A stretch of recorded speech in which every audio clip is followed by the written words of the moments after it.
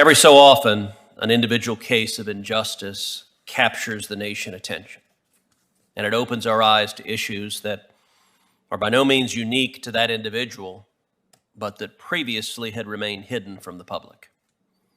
That's what has happened with Britney Spears, one of the most iconic American pop stars of all time, who has been under a California conservatorship since 2008.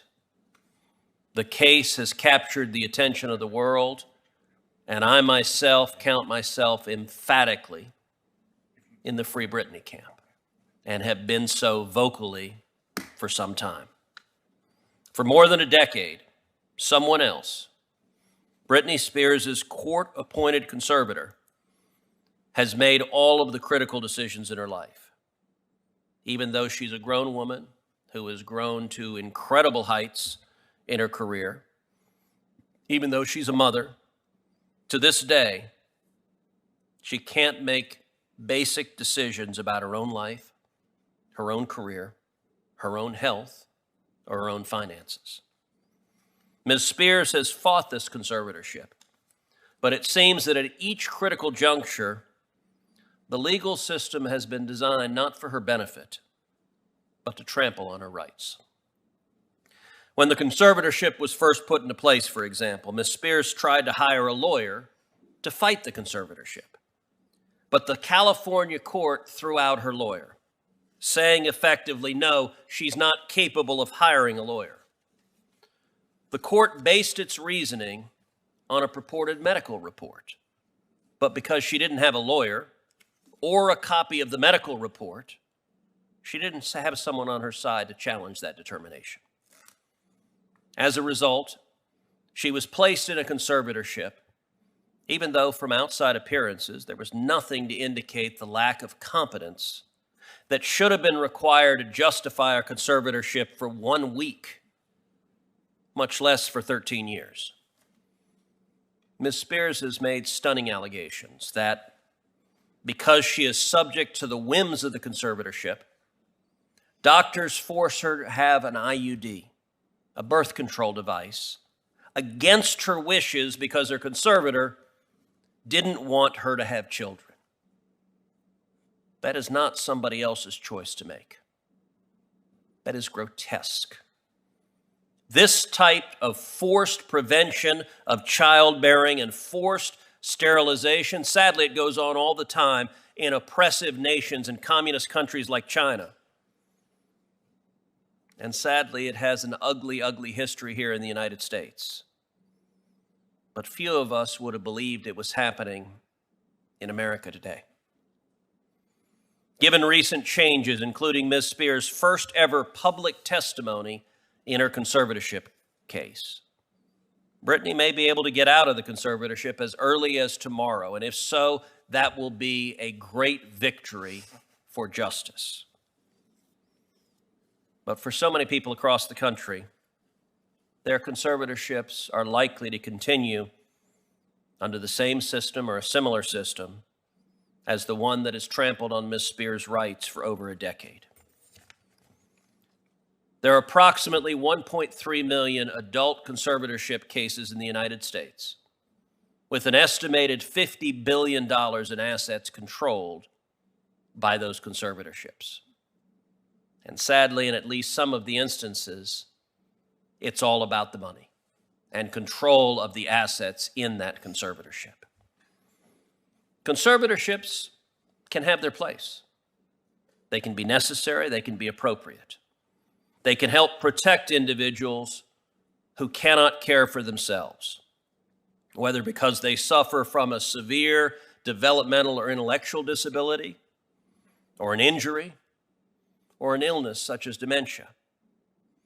We rarely hear about conservatorships where honest and conscientious courts and conservators act in the best interest of the individual and are responsible and responsive to changing circumstances. Those cases don't make the news. Unfortunately, conservatorships can also be abused. They can deprive individuals of rights, of liberties, of opportunities to make decisions that most of us take for granted. We must be vigilant when individuals suffer from diminished capacity.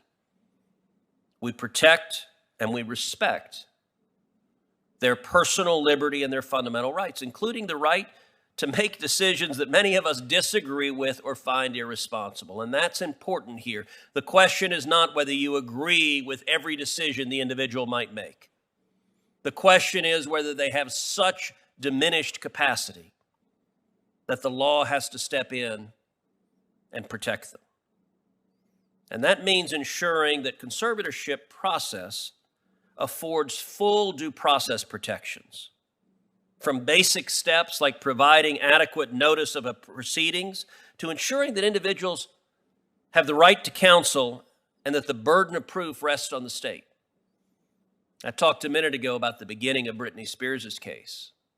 For the court to throw out her lawyer based on a secret medical report that she couldn't access, the lawyer couldn't access, and couldn't be charged is something straight out of Kafka. It's not right. It's not how our legal system is meant to operate. Instead, we need to ensure that there is ample opportunity for people to contest conservatorships. We're fortunate today that one of our witnesses will be able to speak firsthand about how difficult it can be to terminate a conservatorship and to have his rights returned to him. It also means seriously considering alternatives to conservatorships and whether individuals have reasonable access to those alternatives. That could include supported decision-making, which allows an impacted individual to form a support network of people they know and trust and consult this group in the course of making their decisions. It could also include the use of representative payees, special needs trusts, joint bank accounts, power of attorney agreements, and advanced health care directives. As a general matter, state law and state courts create and manage conservatorships. That means that most meaningful reform should be driven primarily by the states, not the federal government. And the states are equipped to drive reform in this area.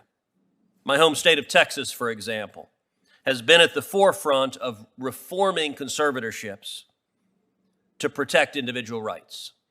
In 2015, Texas was the first state to codify supported decision-making as an alternative to legal guardianship. Texas also implemented several other fundamental reforms, including a Bill of Rights for wards and increased court oversight of existing conservatorships. Other states, thankfully, have followed Texas's lead and have instituted similar reforms. The Britney Spears conservatorship has brought to light real issues with conservatorship law that should shock every American. If the conservatorship process can deprive someone like Ms. Spears, someone with immense celebrity, immense wealth, immense material success, of her fundamental liberties, then what chance does the average American have? Because of what has happened to Ms. Spears under California laws and California courts, states all across the country should be asking themselves what they can do in this area to make sure that they aren't falling into the same traps and that they are instead protecting the interests and the rights of every one of their citizens. I look forward to the discussion today.